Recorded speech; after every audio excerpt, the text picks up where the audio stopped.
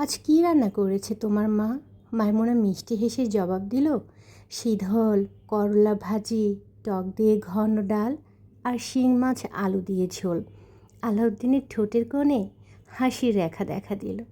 আজ সব কিছুই তার পছন্দের অনুযায়ী রান্না হয়েছে। আর কেউ না হলেও তার বউ তাকে খুব ভালোবাসে। এই ভালোবাসাতে কোনোই খাত নেই। আলাউদ্দিনের আর কেউ না হলেও এ কথাটা ভাবার অবশ্য কারণ আছে। আলাউদ্দিন গত 20 বছর থেকে দেশ ছাড়া। সে কুয়েতে কাজ করে। বাবার একটা পৈতৃক সম্পত্তি বিক্রি করে সে ওখানে শ্রমিক ভিসায় গিয়েছিল। তখন থেকে আজ পর্যন্ত সে বাবার পৈতৃক সম্পত্তির মূল্য পরিশোধ করে আসছে।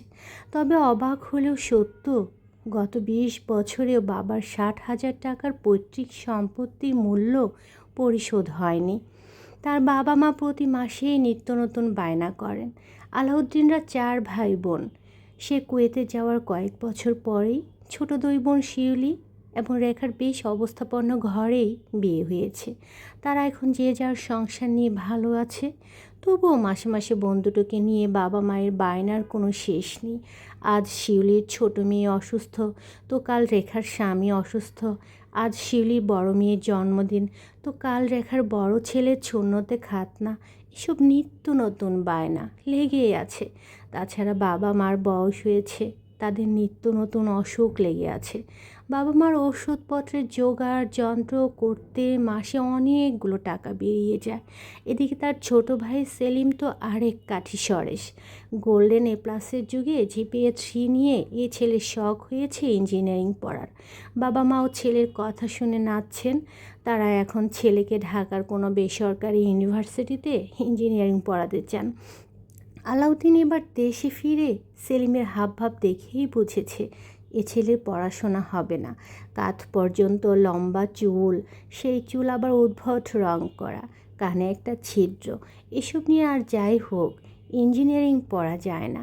আলাউদ্দিন চেয়েছিল ওকে কোনোভাবে ডিপ্লোমা কোর্সে ভর্তি করাতে, কিংবা সেনাবাহিনী বা পুলিশের সৈনিকের জন্য রিক্রুটিং যে পরীক্ষাগুলো হয় সেগুলো দেয়াতে। আলাউদ্দিন দেখেছে কুয়েতের সেনাবাহিনীর অফিসার এবং সৈনিকদের মিশন আছে। ওখানে তারা বেশ বড় রকমের টাকা ইনকাম করে। গতকাল রাতে বাবা মার সামনে কথাটা তুলতেই তারা তেলে বেগুনে জ্বলে উঠলেন। সময় মতো বাবার পৈতৃক সম্পত্তি ব্যবহার করে প্রয়োজনের সময় ছেলে যে পিছুটান দিতে চাইছে, এমন কথাও তারা ঠাড়ে ঠাড়ে বুঝিয়ে দিলেন। আলাউদ্দিন একটা দীর্ঘশ্বাস ফেলল। বাবা মায়েরা যে সব সময় তাদের সব সন্তানদের এক চোখে দেখে না, এটা সে বুঝেই